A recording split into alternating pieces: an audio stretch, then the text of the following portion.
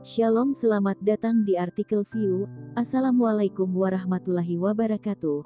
Hai sahabat Ariel Wibowo, apa kabar kalian semuanya? Semoga kalian baik-baik saja.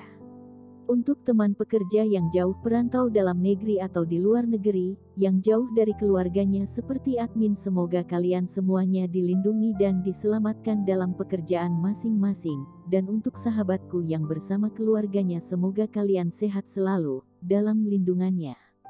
Amin.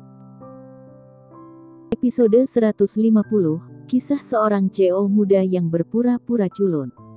Ariel, di mana kamu? Aku akan mati, dan kamu masih belum pulang. Setelah panggilan dilakukan, Lina dengan marah, karena semua ini, semua konsekuensi dari Ariel. Jika bukan karena dia, bagaimana Kauri bisa dikalahkan? Dan Lina juga mengerti bahwa Rosa akan muncul hari ini, bukan untuk mengganggunya, jadi dia tidak begitu takut. Selama Ariel diizinkan menanggung konsekuensinya, keluarga Wijaya dapat menghapus hubungan tersebut. Jika Ariel ingin melibatkan mereka, Lina juga memikirkan cara yang baik. Yang terbaik adalah membiarkan Kauri dan Ariel bercerai di tempat, sehingga dia tidak akan terlibat. Setelah menemukan Arjun, Ariel telah mengambil kembali teleponnya, tetapi Lina tiba-tiba memintanya untuk kembali, dan sikapnya sangat buruk sehingga Ariel tidak bisa mengerti. Bu, ada apa? Ariel bertanya.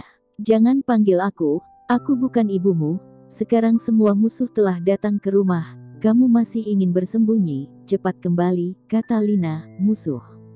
Mendengar kalimat ini, mata Ariel menyipit, bukan Sari yang langsung menuju villa sisi gunung.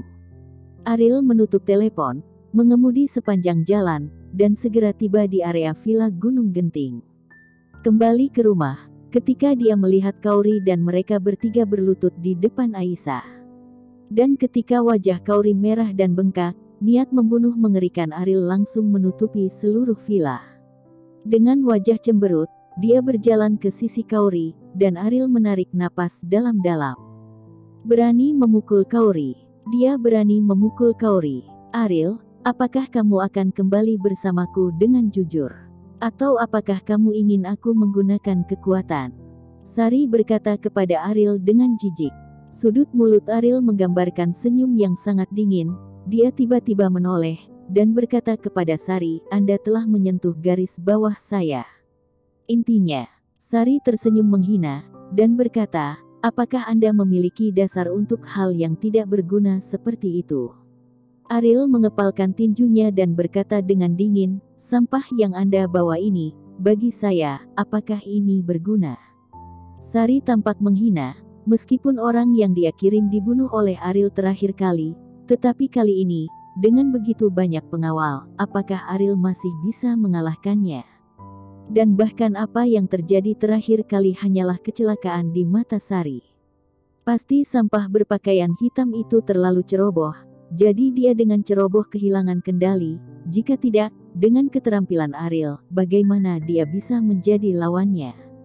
Ariel, kamulah yang membuat mereka terlibat, jangan salahkan aku sudah mengingatkanmu sejak lama bahwa jika kamu melakukan apa yang aku katakan, mereka akan aman dan sehat, tetapi jika kamu memaksa langkah ini, maka seluruh keluarga Wijaya hanya bisa dikuburkan bersamamu. Kata Sari sambil tersenyum. Seluruh keluarga Wijaya. Lina terkejut ketika dia mendengar kalimat ini, siapa wanita tua ini, dan dia berbicara dengan suara yang begitu keras. Seluruh keluarga Wijaya bahkan tidak peduli, dan dia ingin dimakamkan bersama Ariel. Apakah dia memiliki kemampuan yang begitu hebat? Terlepas dari apakah dia bisa melakukannya atau tidak, Lina sudah takut, dan dia tidak akan pernah membiarkan dirinya terlibat oleh Ariel. Ariel, mulai sekarang, kamu tidak akan ada hubungannya lagi dengan keluarga Wijaya.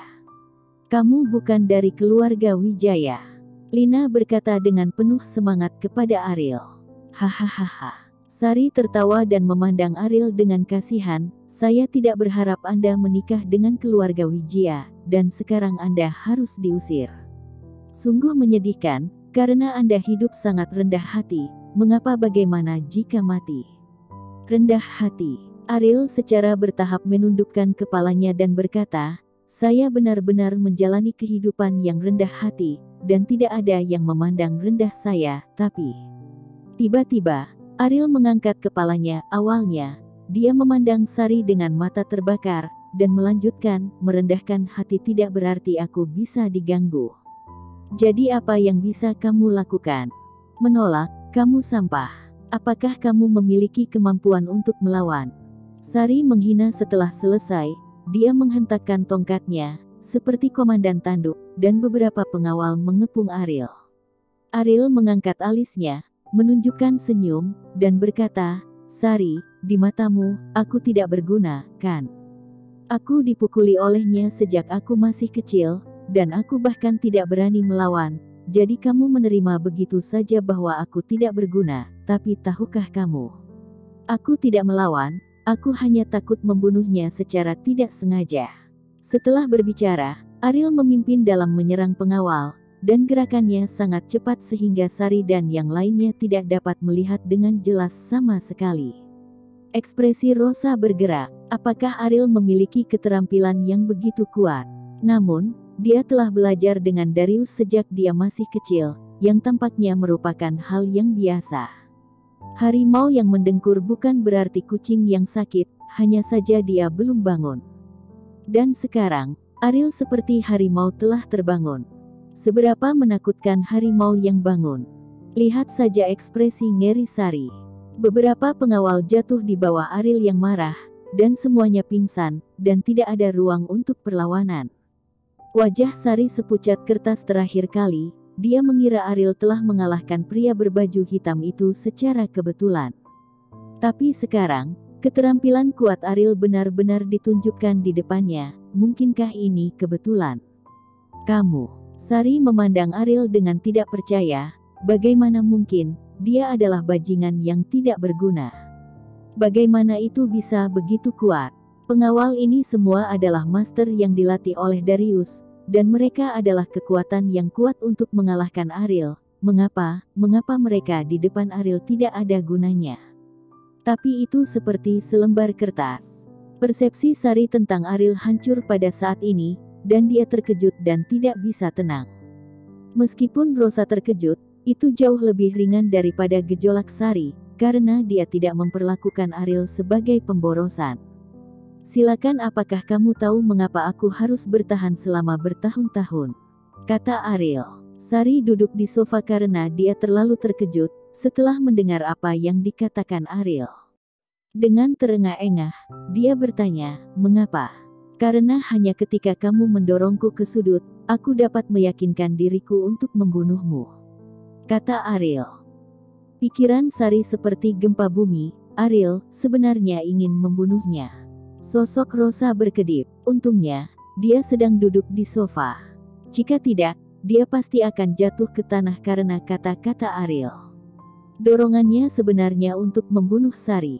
Tidak heran selama bertahun-tahun, dia telah menjadi bajingan yang tidak dikenal dan tidak berguna yang telah ditolak oleh ribuan orang. Ternyata dia sabar. Adalah bagi Sari untuk menganggapnya sebagai hal yang biasa, dan hanya dengan begitu dia dapat menyerang Sari dengan kejam. Keluarga Wibowo yang memaksanya melakukan ini, tidak ada yang bisa menyalahkan siapapun. Kamu berani membunuhku, Ariel, kamu membuang-buang keberanian. Setelah Sari ketakutan, dia berkata kepada Ariel dengan marah. Ariel tersenyum dingin dan berkata, hidup, apakah Anda masih peduli dengan hidup atau mati Anda? Sari melihat dingin di wajah Ariel.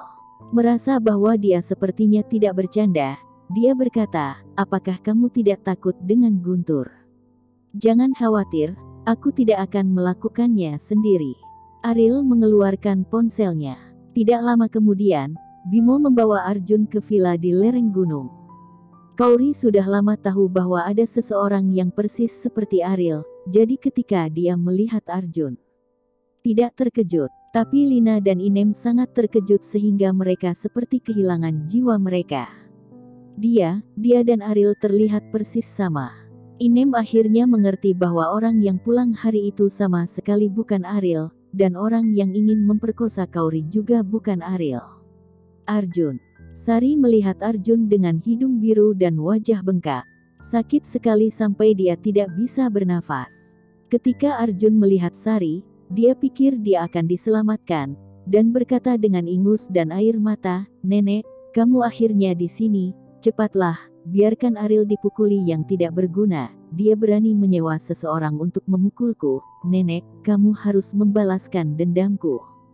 Arjun yang berlutut berjalan di depan Sari, dan itu adalah pemandangan yang menyentuh. Sari terus menamparkan punggung Arjun, seolah menghibur anak yang terluka, dan berkata, "Jangan khawatir, nenek pasti akan membantumu membalas dendam, cucuku yang malang. Ini salah nenek, nenek terlambat, itu akan membuatmu menderita." Adegan ini sangat menyentuh, cinta antara nenek dan cucunya sangat dalam dan kuat.